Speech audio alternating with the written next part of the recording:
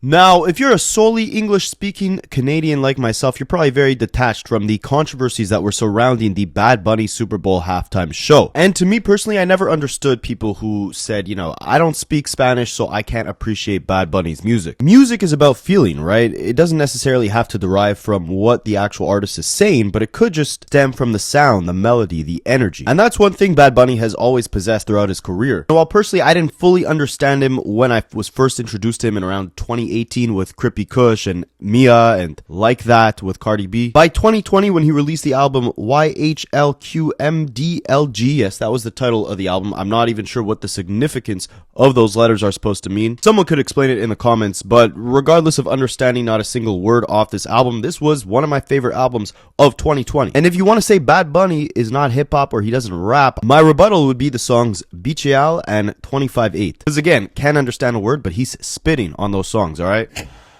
Now that your music is reaching so many millions of people around the world, is there a part of you that feels like listeners who don't understand the lyrics are missing something and will never fully grasp what you're trying to convey? Definitely. Definitely people miss a lot of nuance. Yeah, there's a lot of Latinos who speak Spanish that they missing a lot, I think, because I'm singing in Puerto Rican slang. Right.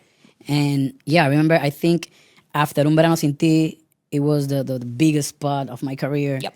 And I came with this album with a lot of bars and analogía de Puerto Rico and Spanish. And I'm 100% sure that people was like, they missed the best part of that album. Definitely. How does that make you feel? Do you want to over-explain it, or you just feel like it's in the I don't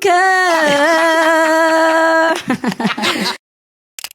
And I think that's what's great about Bad Bunny is he kind of doesn't fit into one specific genre, which is probably why he's been able to become such a massive mainstream force. But people still question, who actually listens to Bad Bunny? Maybe he's not like a Taylor Swift who has this, massive crazed cult-like fan base. He's not a Justin Bieber or a Weeknd who's been, putting out hits back to back to back for like a decade and a half at least. But there's no denying Bad Bunny has carved out an insane legacy. And I think Jay-Z, Rock Nation, whoever, decides who's performing at the Super Bowl, they made the right choice with him. Now, what I find hilarious is that, well, a couple things. Number one, I might be a Canadian who only speaks English, and even I can still appreciate a lot of Bad Bunny's music. But don't forget about the fact that the United States has the second largest Spanish-speaking population in the world. Over 55 million Spanish speakers. Secondly, Bad Bunny wasn't just going number one in like states that were majority Spanish-speaking or countries that were largely Spanish-speaking. No, Bad Bunny was going number one all across the globe, right? Bad Bunny was number one in Sweden. Bad Bunny's been number one in my hometown of Canada. Bad Bunny is arguably, if not the biggest, one of the biggest pop stars right now in America and in the world. So if you wanted a Super Bowl performance that reflected the current state of not just music but culture in America, in the world as a whole right now, if you wanted to conjure up the biggest star power you possibly could for that stage, there is very few candidates who would have done a better job than Bad Bunny. Now, I know he's kind of a controversial figure, but I do think Chris Brown would probably have the best Super Bowl halftime performance of our generation by far if they let him touch that stage, but they probably won't. But Bad Bunny is up there, man. And I mean, over the past few years, they've kind of been flip-flopping between, more, I guess you could call them legacy acts. Like, it's kind of, I feel old to say it, but like Rihanna at this point, she's kind of a legacy act, right? Hasn't put out an album in almost 10 years. Same thing with Usher or Shakira. Maybe legacy act is not the right word, but artists who are definitely in the latter half of their career. They've been balancing between those type of artists and then artists like Kendrick Lamar, The Weeknd, and now Bad Bunny, who are definitely hitting their prime at this point in time. So I think that's cool to see. My favorite performance still to this day is probably the Dr. Dre halftime show, but the Kendrick solo show is for sure up there. And Bad Bunny put on a great show as well. We're going to break it down. But it's also important to note that Bad Bunny just won the Grammy Award for his album DTMF that became the first non-English album to win Album of the Year at the Grammys. The album is a love letter to Puerto Rico, amazing album, and I really think this is Bad Bunny's like 7th year of showing the world that you don't have to be the traditional English-speaking singer to make it big as a pop star in America. But it's really this year, 2026, that he officially broke every boundary, hit the largest stages you could possibly hit as a pop star in America, conquering both the Grammys and now the Super Bowl stage. And of course, it has part of the world up in a little frenzy. In my opinion, for very dumb reasons, but we'll take a look and let me know what you guys think.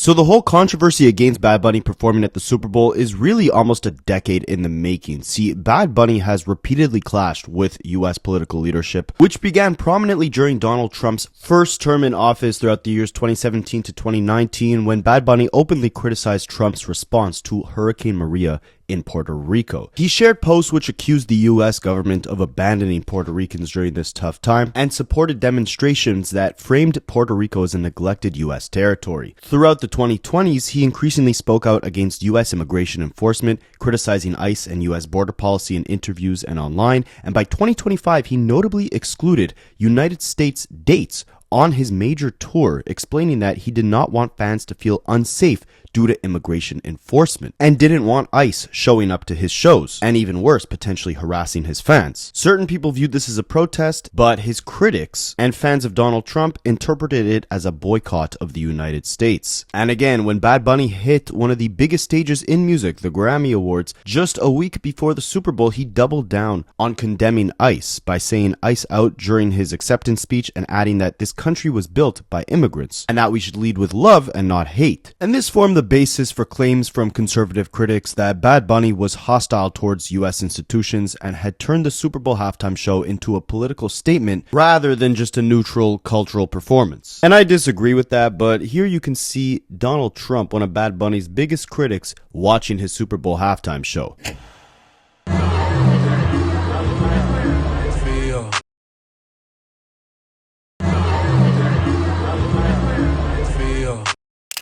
Now, Trump was not a fan of the show. He tweeted out right after the performance saying, "The Super Bowl halftime show is absolutely terrible, one of the worst ever. It makes no sense. It's an affront to the greatness of America and doesn't represent our standards of success, creativity, or excellence. No one understands a word this guy is saying, and the dancing is disgusting, especially for young children that are watching from throughout the USA and all over the world. This show is just a slap in the face to our country, which is setting new standards and records every day, including the best stock market and 401ks in history." I don't know about that, Mr. Trump, alright? I'm invested in the stock market, and I might have lost more in the stock market in February than I actually made off YouTube in the entire month of February, alright? And I do this for a living, so I don't know about best stock market in the world, alright? But let's keep going here. "There is nothing inspirational about this mess of a halftime show, and watch, it will get great reviews from the fake news media because they haven't got a clue what is going on in the real world. And by the way, the NFL should immediately replace its ridiculous new kickoff rule. Make America great again, President Donald J. Trump." Spicy. Now, he says that the fake news media doesn't have a clue of what's going on in the real world, right? Well, the real world, by Trump standards, the MAGA real world, they held their own little, I don't know what to call it, MAGA Turning Point USA halftime show for the Super Bowl. Yeah, they had Kid Rock, a bunch of these, country singers. They're all performing at the exact same time Bad Bunny was performing at the Super Bowl, and they called it the All-American Halftime Show. Now, it pulled in a staggering 6.1 million live viewers on YouTube, but somehow the live chat was not moving, with 6 million people watching simultaneously. Somehow no movement in it. Yo, is the chat frozen? I don't get it. Live chat. It's not loading it. Drink my beer. Yeah, that's likely a good old case of the bots, my friends, alright? Or, maybe it's a bunch of old people that tuned in to see Kid Rock performing and they just didn't know how to use the live chat feature on YouTube. But 6 million people? No live chat movement? I feel like my mom watches lives on Facebook that have maybe 1% of the viewership, but 10 times the live chat activity than something like this had. So something's up here, right? But now, as for the show itself, see, Bad Bunny may have broken Kendrick Lamar's record for most viewed Super Bowl halftime show, I believe, in history, because at the time I'm recording this video, he's reported to have generated over 130 million live viewers during the show, and the show was absolutely insane. We're gonna break the whole thing down, but before we do that, I just want to take a moment to actually appreciate how much better these halftime shows have gotten since we've had Jay-Z or Rock Nation or whatever the case is step in to start intentionally picking the right type of acts to perform. Now, Jay-Z's been in the news for the last, really ever since Diddy locked up, for a lot of sensationalized garbage that has no real proof behind it, but there's some shady things nonetheless. But this is one thing I think we all gotta admire in terms of bringing a really positive initiative or aspect to music and pop culture as a whole. And this guy, Adam the Flop, he did a good breakdown of kind of the changes that Roc Nation has made to the Super Bowl halftime performances. There would not be a Bad Bunny halftime show performance without Roc Nation's partnership with the NFL, which completely shifted the Super Bowl halftime show performances. So before Roc Nation came in the picture, the NFL would choose its Super Bowl halftime show performers by basically doing an interview process where they would choose 3 to 4 artists, talk to them, and whichever artist got back to them the quickest would be the performer, which isn't exactly a great method because imagine you're one of these other artists excited about the opportunity to perform at the Super Bowl, and the reason you don't get chosen by the NFL is because you weren't the quickest to respond. 4 artists right here. You take 4 artists and everyone thinks they're playing the Super Bowl. And so I picked Chuck. The other 3 people are a little upset. That's not even good math. After 3 years, 9 people are upset and 3 people played. There ain't that many superstars in the world. You're going to run out of people that want to play. There also weren't really any clear themes tied to specific genres or cultures. Like, for example, in 2019, the Super Bowl was in Atlanta, and there was so much they could have done to celebrate music in Atlanta, but they had Maroon 5 perform. Later in 2019, the NFL and Roc Nation began a partnership with Roc Nation serving as the NFL's live music entertainment strategist. The goal with this partnership was to revitalize the NFL's live music and make the performances more culturally relevant. Jay-Z also wanted to change the process of selecting performers. So instead of having that process where they would talk to 3 to 4 artists at once, and whichever artist responded the quickest would be the performer, they would talk to one artist at a time. And if they didn't want to perform, then they would move on to someone else. The first halftime show Roc Nation produced was Shakira and J-Lo's performance in Miami, which at the time, this was the best halftime show in years because of how culturally relevant it was. It was a true celebration of Latin music to reflect Miami's culture. We also got the legendary West Coast hip hop tribute in 2022 when the Super Bowl was in Inglewood, California. And this past year, Kendrick Lamar was the perfect performer because he had the biggest song in the world, Not Like Us, and he also used symbolism to deliver messages on social justice while embracing Black culture. Bad Bunny's latest album, Debí Tirar Más Fotos, is a love letter to Puerto Rico, and he's always embracing his heritage on stage, so we can definitely expect his performance to just be a big tribute to his background. So I think Forbes did a great job at breaking down every cultural reference within Bad Bunny's halftime performance, because with all the anticipation, with all the controversy surrounding, Bad Bunny embracing his culture, standing up for his people, of course, during the performance, there was a lot of cultural references and storytelling rooted in Puerto Rican history, identity, and resistance throughout the show. So let's take a look at the entire thing.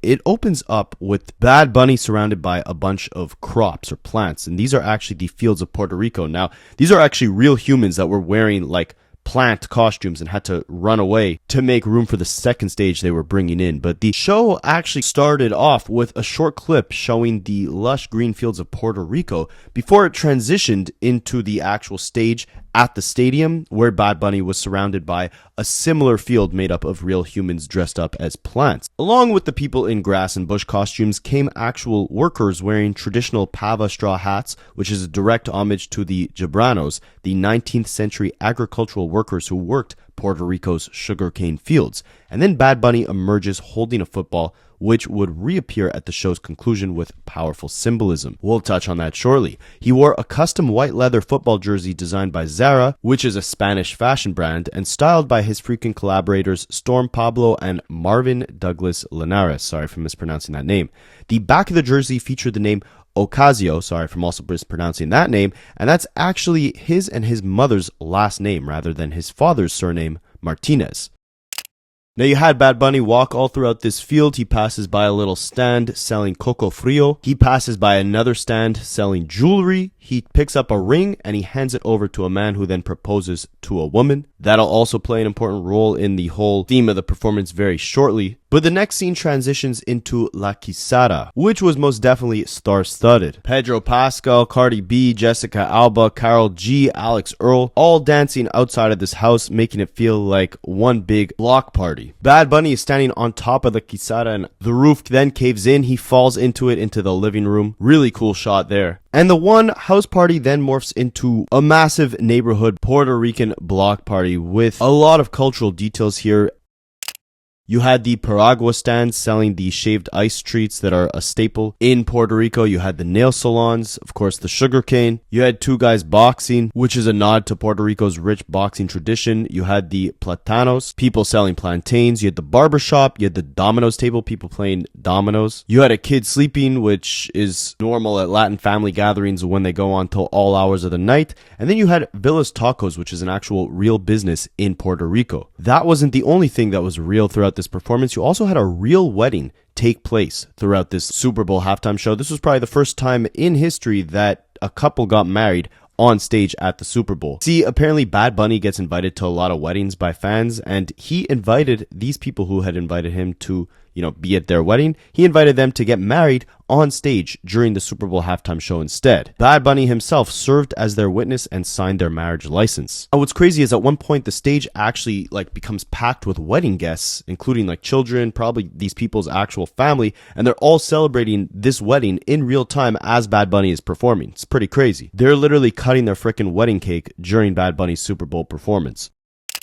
Another really cool highlight was a little boy who was sitting on stage watching Bad Bunny's Grammy acceptance speech while Bad Bunny was performing at the Super Bowl. And this little kid was actually Lincoln Fox, who was a 5-year-old child actor who was supposed to represent Liam Conejo Ramos, sorry for mispronouncing that name, who was a 5-year-old child detained by ICE in Minnesota on January 20th. And throughout this performance, Bad Bunny actually stops to go up to the kid and hand him the Grammy as he's watching Bad Bunny's acceptance speech on the TV. Then you had a bunch of violin players emerge from the sugarcane fields to perform Bad Bunny's song Monaco. While they did, Bad Bunny delivered a little speech, which was all in Spanish, but it translates to, "My name is Benito Antonio Martinez Ocasio, and if I'm here today at Super Bowl 60, it's because I never ever stop believing in myself. You should also believe in yourself. You're worth more than you think. Trust me." At one point in the show, Bad Bunny gets served a drink from Tunechi, who was the owner of Brooklyn's Caribbean Social Club, which is one of the last surviving Puerto Rican social clubs in New York City. She's behind a set piece that resembles a shop, and the shop was named Conejo, which means rabbit, which is obviously a reference to Bad Bunny's name, Bad Bunny. He also goes by El Conejo Malo, which means the bad rabbit. And Bad Bunny had actually dedicated a song to Tonita called Nueva York, which means New York in Puerto Rican slang, which in that song he addresses the Puerto Rican diaspora and migration experience. A lot of little Easter eggs here, and he also makes a cool kind of dedication to himself, similar to how Kendrick Lamar brought the GNX car on stage during his performance as a way to represent his GNX album cover, or just the album overall. Bad Bunny, who on his last album had the 2 white plastic chairs sitting, behind a bunch of bushes and plants, he recreated that during the Super Bowl performance, but actually had Ricky Martin performing on the white plastic chairs. And I'm sure these white plastic chairs, the meaning or the symbolism behind them stretches beyond just the album cover. I'm sure it has to do with, the significance that they have, probably during these family gatherings or these block parties in Puerto Rican culture. As Bad Bunny performed his song El Apagón, sorry for mispronouncing that. That song, the title of it means the blackout in English, and he was standing on power lines that were kind of exploding, which symbolizes Puerto Rico's frequent blackouts and failing power grid. And the song itself is a direct reference to Puerto Rico's ongoing electrical power crisis and the infrastructure failures that the island has experienced since Hurricane Maria. He also held up a Puerto Rican flag as he performed this song, but instead of the official Puerto Rican flag, which has dark blue, this flag that he was raising had light blue, which is associated with the Puerto Rican independence movement. And then by the finale, he had a bunch of people gathered together with a bunch of different flags. And before we touch on that, they were all playing different traditional Puerto Rican instruments. Everything from panderos, which is like a tambourine type of hand drum. Throughout the performance, you had people playing the cuatro, which is a Puerto Rican 10-string guitar that produces the island's signature sound. You had the gyro, sorry for mispronouncing that. It's like a percussion type of instrument. You had the maracas, which I'm sure you guys know what those are. You had the palitos, you had the cenceros, which are kind of like a cowbell. And as all these instruments are going, you have all these people raising different flags. Bad Bunny ends the performance with the only English words that he spoke throughout the entire show: God bless America. He then proceeded to name every Latin American country by name, from Mexico, Puerto Rico, Colombia, Venezuela, the Dominican Republic, Cuba, and more, before ending with USA, Canada, and finally Puerto Rico. Then, the football from the beginning of his performance had reappeared. Bad Bunny holds it up to the camera and reveals that the words on the football read, "Together we are America," and then he spiked it. Then, as he walked on stage, you see a big screen that displays the final message, which is, "The only thing stronger than hate is love." And I think that's what this performance absolutely represented, right? I mean, everything from people actually getting married and celebrating their wedding on stage with him to the entire, casita block party type of community celebration. I forgot to mention Lady Gaga also made an appearance there performing Die With A Smile with Bad Bunny. You had all the nods to the musical heritage of Puerto Rico, the different type of businesses that are staples within Puerto Rico, bringing it all full circle to acknowledge, the neglect that the country is facing in terms of the blackouts that are constantly happening. Bad Bunny raises the Puerto Rican flag to emphasize his solidarity, and then a bunch of different flags from the Americas are all raised to signify that we're all one, we all love each other. And I love you, and I'm sure you love money. And if you do, you'll love this little business hack that Bad Bunny has pulled on the game, because he's really changed the game, all right?